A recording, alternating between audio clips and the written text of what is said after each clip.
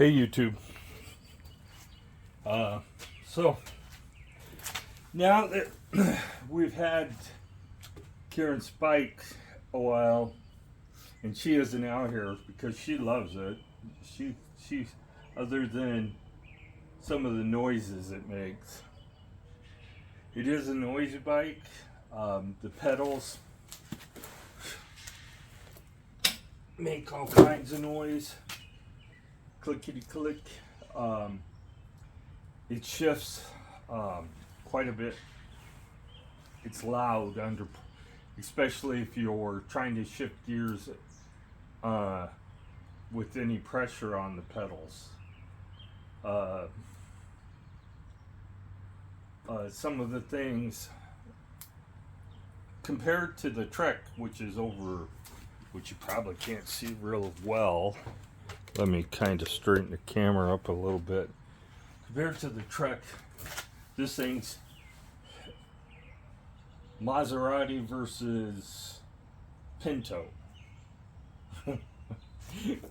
As far as noise is concerned and as far as functions concerned. The Trek doesn't make noise when it shifts. And we're not talking about an adjustment. We're talking about something that I can't adjust out of it. The Trek, the Bosch motor cuts power when you shift. Has a sensor in it. It knows when you're shifting, so it cuts the power to the motor for a brief second while the derailleur is moving. This does not, so that's where you're getting the noise. I can see the chain wearing out in this fairly quickly because of it, along with the cassette.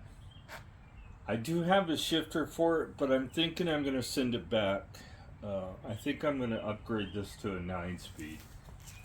Change the shifter and the derailleur and the cassette. I mean the free wheel.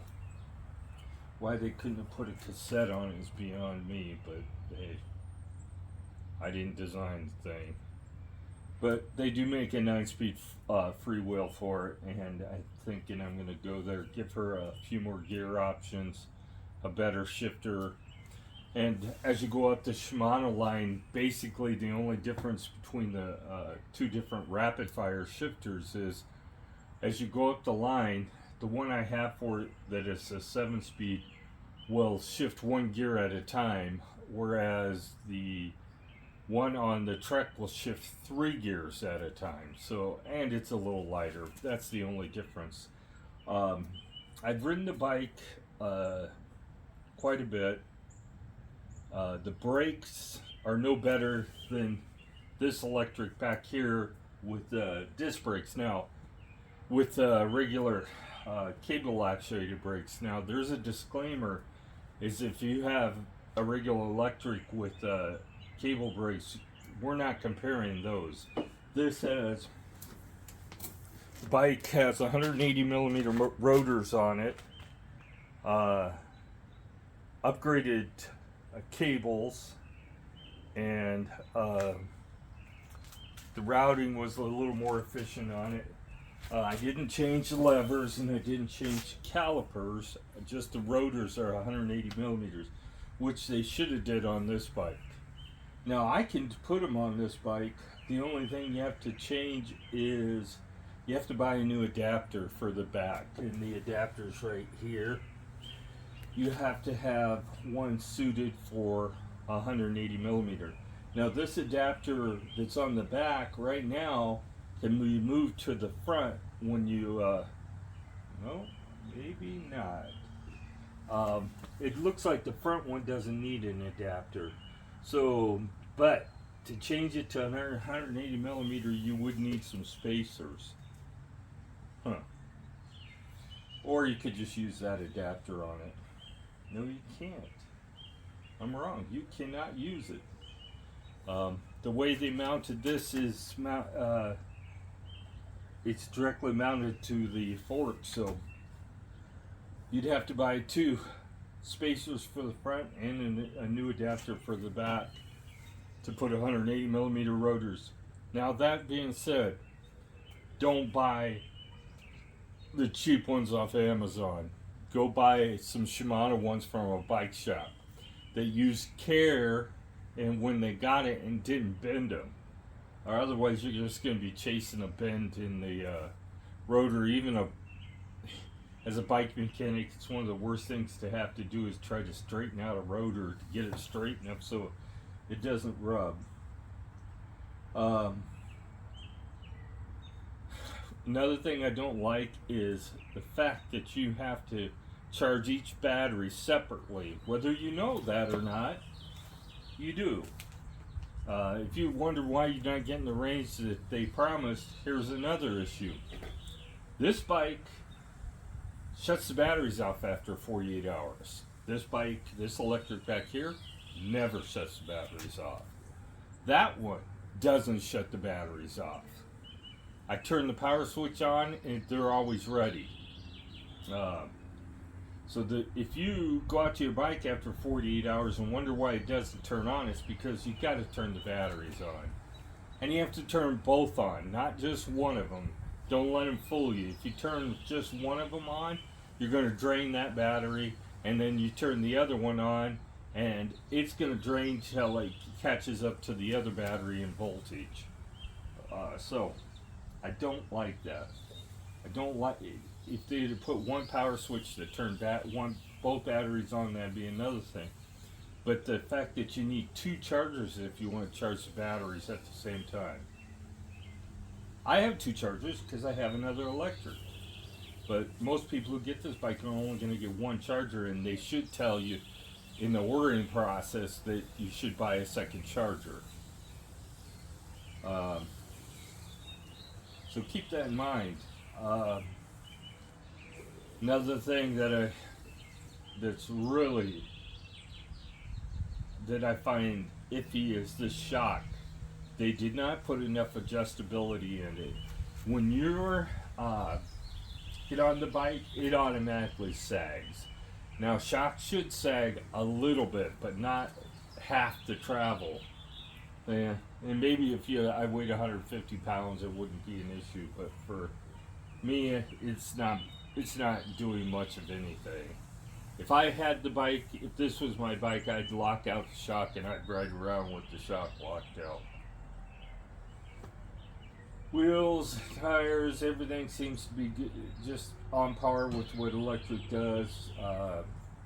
The motor has some limitations, but it's the same limitations as the Bosch. It'll turn up to 100 RPMs, and then that's it. It ain't gonna. So if you are wondering why it will only go so fast, it's because it only turns 100 RPMs, and that's it. It doesn't matter what you do after that. It's not going to go any faster than that. The motor will cut power once you get to 100 RPMs, and it's the same thing with the Bosch. The active line, if you get up in the higher levels, they go 120, 140 RPMs. So, yeah, it's just the way it is. So, if you're wondering about the limitations, that's it. Another thing I don't like is the ratcheting mechanism in the pedals. So, if you're trying to clean the chain, the only way to clean it is to take it off the bike or put it in first gear and PAS1 and hope your fingers don't get caught. Yeah, I found that out today when I was trying to lube the chain. I was like, why did they do that? Well, they did it because it's cheaper to do it that way. The Bosch, you can turn the pedals backwards and it moves the chain backwards. It has a clutch mechanism in there that accomplishes, it makes it more like a normal bike. So people were asking me how much battery it used. So here's what it used to charge the bike. It wouldn't have done any good to show you it charging the bike because it wouldn't have made a good video, especially in the garage. So it used 19% of the battery to charge it from 50 volts to charge both, using both chargers. So Yeah, technically, if you go on a 13-mile ride with this bike in Karen's weight range, you can charge this probably 4 times uh, before you're going to run out of juice. But if you deplete the battery farther than that, then of course it's going to take more of the capacity of the battery. Uh, so, yeah, and we showed you in a previous video I did that it uses about 100 watts of battery of capacity to charge the battery for an hour.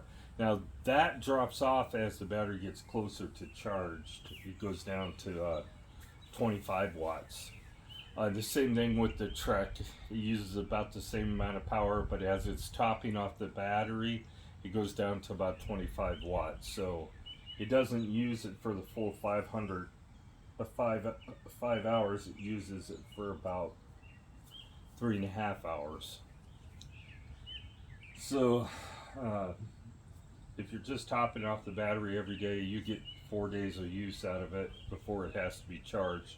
I have some new panels coming for it. Those Atom Power panels that I have work great for charging the little power station I have. It uses all the it'll charge that at 60 watts, and that's as fast as you can charge it with that one. And at 60 watts, it takes 5 hours to charge that. So in a typical solar day, you'd be able to charge that to full. And I bought a Precon 200 watt panel set for this because a standard panel is only 18 volts, and unless you go up to a 320 watt panel, then I think you can get 36 volts out of it, 39 volts. This to use the 200 watts of solar, I need to use this plug, which is an aircraft style plug, and it will accept the full 200 watts at 39 volts, which would mean this will charge to full in 3 hours at full with 3 solar hours, assuming that you're getting the full 200 watts. But I'm going to think you're probably going to get in the 165, 170 range, so you can figure, 4 hours probably. 4 hours. So you can charge this from empty to full every day. So charge your bike at night. Sun comes up, it'll start charging automatically, and it will refill itself. Starting at about 10 o'clock, you start getting a reasonable amount of solar energy from the sun. So in the wintertime, it probably would take longer, but so I covered the things I didn't like. To sum up, I don't like the way it shifts. It should cut the power to the motor while it's shifting, and it doesn't do it. Even if it was designed to do it, it still doesn't. It might be designed to do it, but it doesn't do it. You have to dig far and deep to find out that into the manual to find out that you have to turn the batteries on after 48 hours. Because we come back from a ride and she was at 47 volts after 11 miles, and I was like, wow, that's a lot. That's pretty low. And then I turned on the battery in the back, and it bumped up to 54 volts. So it's going to show you the voltage of the battery it's actually going to use. So since this was fully charged, it showed me the voltage of that battery. And when it gets to the point that when this was drained to 47, it would actually start using both batteries. That's how that works. To give you an example, the same ride we do on this bike that it used 47 volts on, you used down to 47.6 volts. This bike would be at 50 volts when we got back. The difference is the weight. 75 pounds, I think that 75 pounds is with one battery pack. I don't think it's with two. I think it weighs more than 75 pounds with both packs on it. This is 64 pounds. So, uh, just my experience so far with testing the brakes on this is it doesn't stop any better than this one over here. This one stops well enough. It'll skid the tires. And before I did the cable upgrades and the disc brake size upgrade, it would not skid the tires. You stopped when the bike stopped. You didn't stop when you wanted to stop. This hydraulic does make a difference, but I think I will upgrade the brakes to 180 millimeters. If I bought this bike for myself, I'd strip the shifter off of it first of all. I'd take all the brake cables and the shifter cables off of it, replace all the cables and housings. I'd change that freewheel to a 9 speed. I'd put a better quality chain on it, and I changed the shifter to a 9 speed Shimano shifter and probably a Diori level. So, 2 steps below the top tier stuff, because it's worth the investment. Other than that, she loves the bike. She doesn't love the way it fits. You see how far the seat's forward. But it's a compromise when you buy a bike that one size fits all. It's always going to be a compromise in bike fit. And no matter who tells you what, it will always be a compromise. They should have did something different with that beanstalk stem. See how it leans forward? If they would have built that so that it was straight up and down, we would be 3 inches closer to the bike. Now, you guys can turn it around if you want to, but I'm not going to turn it around because it isn't designed to be turned around. You change the stress points of where it's welded, and you can break them off, and they have sad people break them off. There is options to put different stems on it. You could put a BMX stem on it. It uses a headset system where the stem clamps to the tube on the shock. So instead of having a wedge and bolt that holds it on, it actually is 2 bolts on the side of the beanstalk stem that holds it on. So you could take it off, change it out. It's not like this one where I'm really limited on what I can do with it, especially with this one if I wanted to put a shock on it. That being said, I can put a different shock on this bike too. There's not a lot of options out there, but I could just say, well, I don't want to put 4-inch tires on it. I want 3-inch or 2-inch tires on it, and adjust the bike to run with 2-inch tires instead of the 4-inch ones. It would limit the speed and all this, but the bike does what you wanted. She didn't like her other bike, the Trek, because it didn't have a throttle. She hated having to make sure she was in the right gear when she came to the hill. Now, to some extent, you still have to make sure you're in the right gear with this bike, or you're going to run out of oomph before you get up the hill, because it does drive the wheel through the chain system instead of the hub motor. Whereas this one doesn't care what gear you're in. This one does. This one doesn't care if there's a chain on it. This one ain't going nowhere without a chain, and neither is that one. So there is some advantage to hub drive, and there's some disadvantage. This will out torque that one, and so on. The Trek is a 36 volt system, so it, but as far as I could tell, it'll go as far as, this actually has more watt hours than this one. That's 400 watt hours. Well, actually, it isn't. This is 500 watt hours. That's 400 watt hours. But the Trek uses the power a little wiser than this one does. The lights are on all the time with the Trek. This one you can turn the lights on and off. But if I had to go out on a ride, stayed in touring mode with this, I think it would outdistance this bike. Some people would disagree. I think the truck would go farther. I think the range with my wife on this bike is about 35 miles. It's not no 100.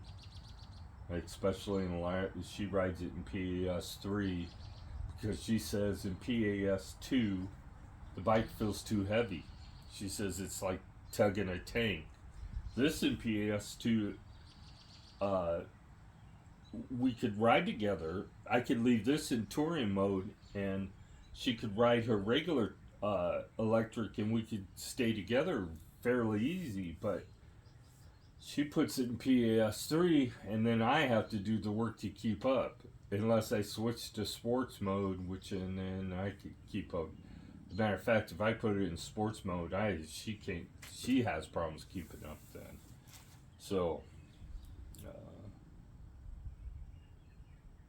so if you're looking for a power station, the Precon will charge this bike.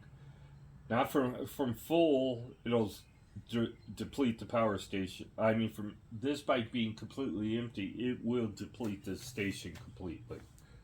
And you probably won't get full charge. But if you're charging it from an average ride, say 15 miles, you'd get 3 to 4 charges out of it before you would be completely depleted. And with a 200-watt solar panel, you could do everything indefinitely. As a matter of fact, if you were charging this during the daytime with the solar panel out, you'd still be charging your station and charging your bike. So 200 watts would be optimal for the power station. The 330 watt panel will charge this in 2 hours. And so you can keep that in mind if you go out and you're building your own system. So it doesn't take long to charge the bike, but this one's faster still than this one. I don't know why. It uses the same amount of energy charging, but that one charges faster. Maybe because the batteries are better balanced than this one. Because the last 20% of the charges, the batteries, the BMS and the batteries trying to balance out the batteries so the cells are all even. And maybe that one balances easier. So, I think I've talked enough. It's a Thursday night. Nothing on TV. We've already been for a ride. We went for a 13.4 mile ride. She got back with almost 51 volts with both batteries on. I went ahead and charged it because we're gonna probably put the bikes up for a while and then ride them again probably this weekend sometime. Depends on how much it rains for the next 2 days. But I'm going to try a different lubricant on this chain on this and see if that makes a difference in the shifting. Right now I'm using White Lightning, and maybe the White Lightning isn't good enough for this drive system on this bike, whereas it's fine for the Trek, and maybe in this one it actually needs a physical lubricant on the chain to make it shift a little more quietly.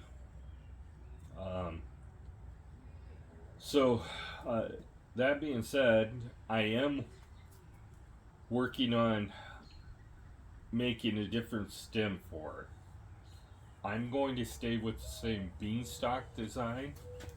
I'm going to use I'm going to put the folding mechanism up higher. Well, I don't even know if I'll make it fold. I don't fold it when I put it in the box anyway. We'll see. But I'm going to straighten it out so that the handlebars are closer to the seat and shorten up the bike a little bit. I'm not sure if I'm going to do the manufacturing or I'm going to take it to a welder and have him do it. I have a welder and I have the tools to cut this stuff, the tubing, because it's not going to be aluminum. I'm going to make it out of steel. a bike tubing steel, but it's still going to be steel. And I'm going to make the stem. I'm going to put. Let me turn you a little bit. I'm going to put a stem kind of like this, where I can adjust it up, down. I can have this straight up and down if I want it, but this stem adjusts on the has adjustment on tilt. So right now the stem's up is up too high anyway. The seat should be higher than your stem height is typical, but for it might be the seat slid down too, because I measure the seat like this. Yeah, the seat's down. The seat should be up.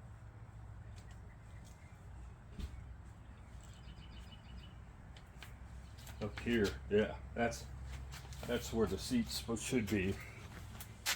Yeah, if you run your bike long enough, you where it hits you on the hip or the leg you'll know it's set right. Well, so if you have any questions, the new panels won't be here until like Monday or Tuesday, and then I'll show you, do another video on how many actual watts I get out of it. As you guys seen with the folding panels that I had with the other one, the most I could get out of them is 63, 64 watts. And that's even pointing them at the sun the right way. Those they're ATEM power panels are false advertisement. They're not 120 watts. They're nowhere near 120 watts. Even midday solar, they're at best only about 70 watts. That being said, I'm going to call it a video. We've compared 3 bikes. This is my Lectric back here. This is Karen's Lectric, and that's my truck. That's my mid-drive bike. I'm going to keep it. Karen sold hers because she wanted to buy this, because she didn't like the Trek as much as she liked the Lectric's fat tires. So that's kind of why she did it. That bike sold in a day. Especially when the people found out that they didn't have to take it to a bike shop if they needed anything. There is some upgrades that I'll do to this. The shifter is definitely one, and I might just go ahead and put the shifter, the 7-speed shifter on it. If you guys are wondering what it looks like, let me take you off the stand, the tripod, and I'll show you. My Lectric already has one on it. So, as you can see, I have trigger shifters. The trigger's up here. It's right in front of the throttle, but it doesn't get in the way of the throttle. And this is to shift it up, or down, I should say. And it works pretty good with this system. It'll work better, I think, on, let me look. I haven't really looked at the brake levers on these.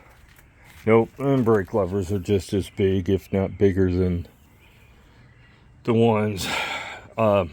These are Zoom brake levers, and Zoom actually makes some pretty good stuff. So don't think that they make bad stuff. They do make fairly decent stuff. They've been around for 35 years at least. It does have different brake pads than this one over here. They are a little noisy. They make noise still.